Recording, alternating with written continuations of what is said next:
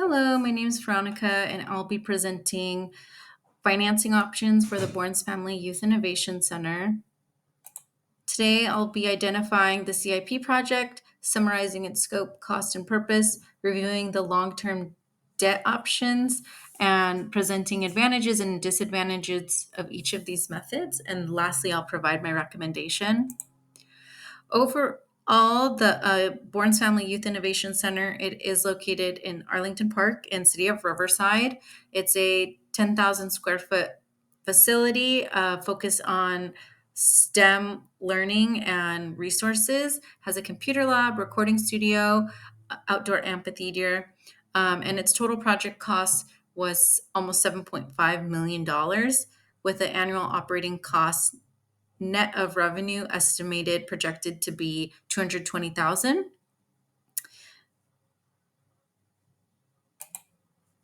And it is considered a capital improvement project because it has long-term benefits to the community. The cost of itself is assessed by the entire use of during its duration of its life. It has intergenerational equity, um, and has a long-term social return.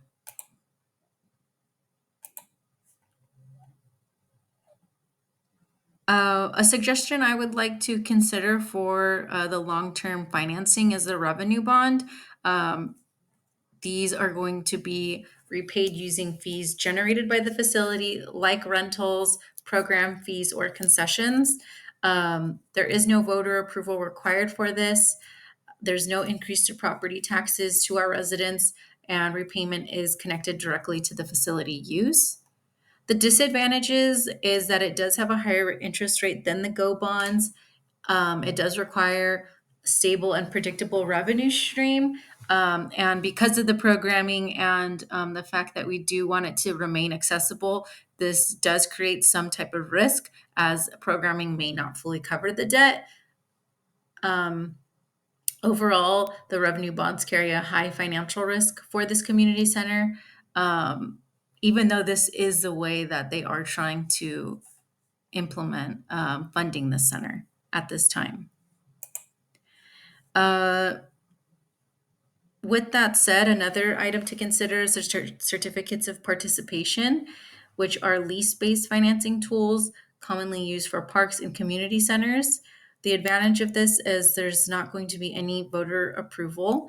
They offer flexible structure. Payments can be made through the general fund or lease arrangement.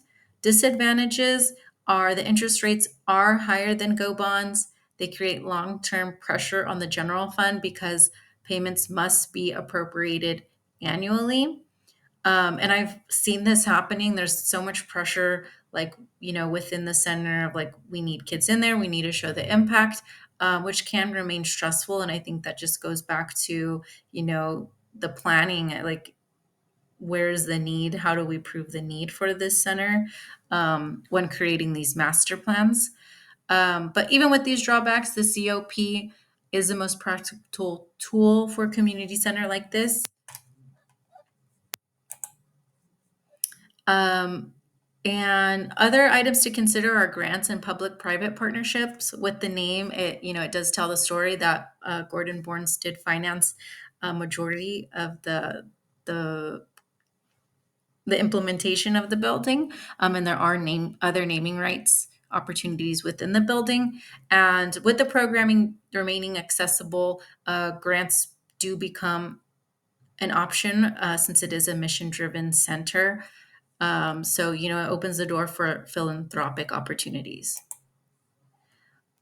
In closing, my recommendation would be a hybrid format to use the certificates of participation as the primary financing tool from the general fund and supplement funding with grants, philanthropic partnerships, developer fees to reduce the amount financed.